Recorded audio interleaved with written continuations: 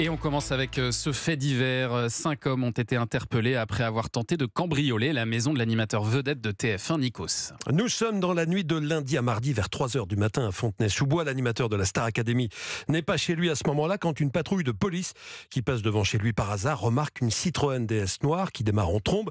Tout feu éteint à son arrivée avant de refuser d'obtempérer. Il y a eu ensuite une course-poursuite jusque dans les rues de Nogent-sur-Marne où la Citroën a percuté un arbre. Les 5 individus à bord sont donc interpellés. Dans la voiture, les policiers découvrent tout l'attirail du cambrioleur, des cagoules, des gants, des rubans adhésifs, des serflex. En retournant ensuite à Fontenay-sous-Bois, les policiers découvrent que la maison de Nikos avait été forcée, la porte d'entrée dégradée. Les cambrioleurs n'ont pas pu aller plus loin en raison du déclenchement de l'alarme et de l'arrivée donc d'une patrouille. Ça ne vous a pas échappé ces derniers jours, Thomas, le nombre de cambriolages de personnalités s'est multiplié. On a vu fin décembre, par exemple, la chanteuse Vita ou encore le cuisinier Cyril Lignac. Et puis il y a eu Bruno Guillon et il y a quelques mois plus tôt aussi. Ça devient angoissant cette histoire, ouais, Sonia super Rolland. Angoissant. On va vous rajouter une angoisse de plus. Là. Ouais, carrément. non, mais j'espère que Nikos va bien surtout. Oui.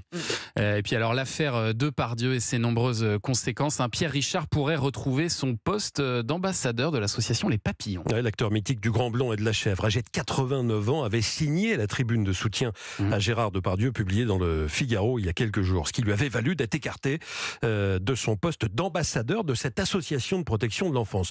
Mais comme Pierre Richard a fait savoir qu'il regrettait d'avoir signé cette tribune n'ayant pas les mêmes idées politiques que celui qui l'avait écrite, l'association a dit hier qu'elle était prête à discuter de sa réintégration au poste d'ambassadeur. Le président des Papillons lui a envoyé un message hier.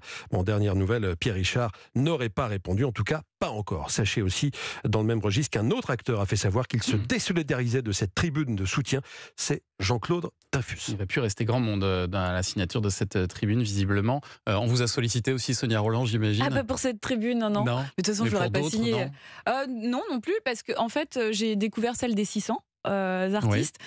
Et que j'aurais signé volontiers, oui. Ouais. Mais non. Celle des 600, c'est la contre-tribune. Mais oui, celle-ci. Il y en a tellement. Il y en a eu 4.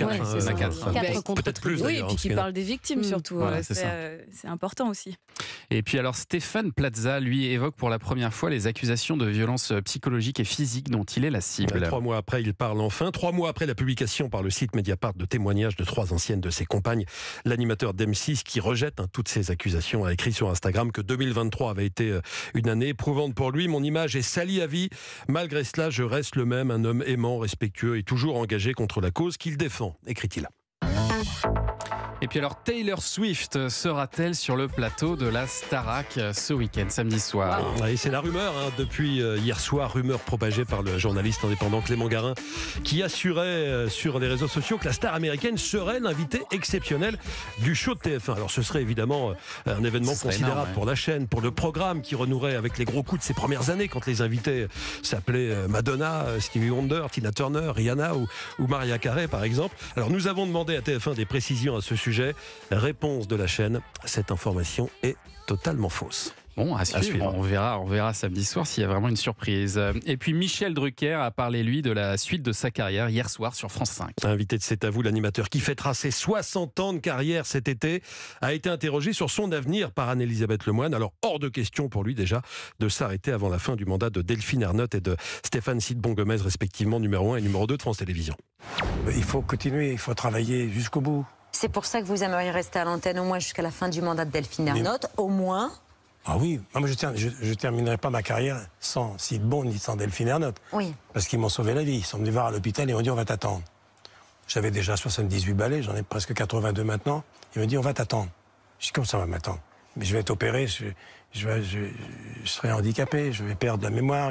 C'est fini tout ça, surtout que je suis pas l'homme du prompteur ni des oreillettes. Ils m'ont attendu. Alors précision, le second mandat de Delphine Ernotte doit prendre fin en 2025. Michel Drucker ira donc jusque-là et même peut-être au-delà. C'est ce qu'il a confié aussi lors d'un entretien accordé à Télé Loisirs. Il dit « La direction m'a dit que tant que je me sentais de faire mon métier, il fallait que je continue. » Donc il pourra aller au-delà de 2025. D'autant que Delphine Ernotte va peut-être candidater à sa propre reconduction. Donc ça repartirait pour 5 ans. Oui, voilà. On en parlait hier. Médiamétrie change sa méthode pour calculer ses ses audiences télé. Ça va vous intéresser, Sonia Rolland, parce que demain matin, je sais que vous serez à l'écoute de Culture Média pour les audiences. On vous en dit plus ce matin sur ce nouveau comptage. Depuis le 1er janvier, c'est une première. Médiamétrie tient compte de ceux qui n'ont pas de téléviseur chez eux et qui peuvent consommer la télévision sur leur ordinateur, leur tablette ou leur smartphone via Internet. Effectivement, il était temps, mais il fallait mettre en place la technique qui permet de mesurer ça. Ça représente environ 7 millions de Français. Ces Français qui n'ont pas de téléviseur et qui regardent la télévision, par exemple, sur leur ordinateur. Ils seront représentés par un panel de 500 foyers qui vient intégrer le panel déjà existant. J'ai demandé à Laurence Delchat, directrice TV et cross-média de Médiamétrie, quel était le profil type de ces foyers. Ce sont des foyers qui sont plutôt jeunes, plutôt urbains, plutôt de catégorie socio-professionnelle supérieure, plutôt des gens qui vivent seuls. Mais le fait de ne pas posséder de téléviseur touche néanmoins toutes les strates de la population, avec une surreprésentation des populations que je viens de vous citer.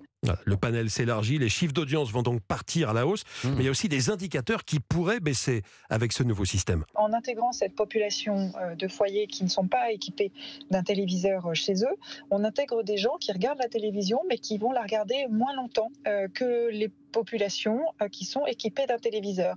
Donc ça a pour effet, dans les indicateurs qui sont exprimés en durée ou en pourcentage, en moyenne, d'avoir un impact légèrement à la baisse de ces indicateurs. Voilà, les pourcentages vont baisser, mais dans l'absolu, on aura peut-être des chiffres d'audience supérieurs. On verra si on le ressent dans les chiffres dans les jours à venir.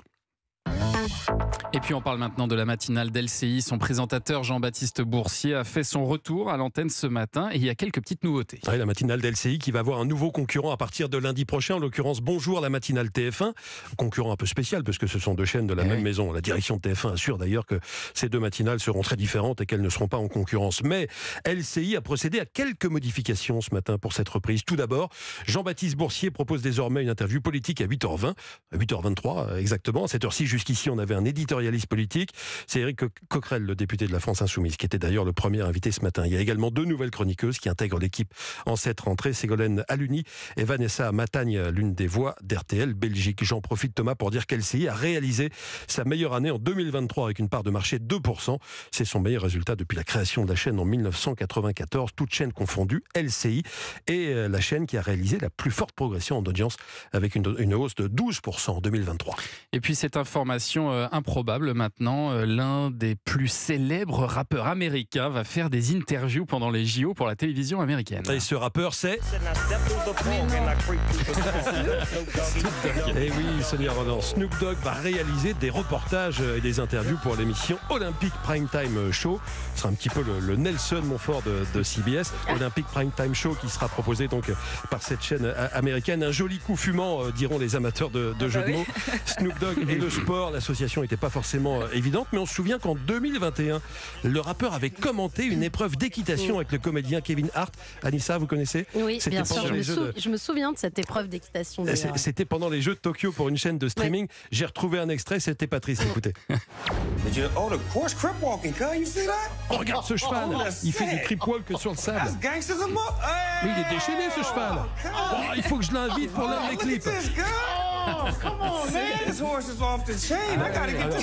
C'est un style particulier. Pour avoir des analyses techniques très poussées, on repassera, ce sera pas là, mais effectivement, mais ça va être drôle. Il y a moyen de rigoler. C'est génial, Snoop Dogg pour les JO. Il faudrait surtout qu'on fasse ça en France, qu'on s'en inspire avec Joe Star, avec Doc Gynéco. On pourrait le faire venir dans Culture Média pour l'occasion, parce qu'il sera sans doute à Paris des mois de juin. Bien sûr. On lance l'invitation tout de suite. Merci beaucoup Julia pour ce journal des médias. Toutes les infos sont à retrouver dans notre newsletter média sur europe1.fr.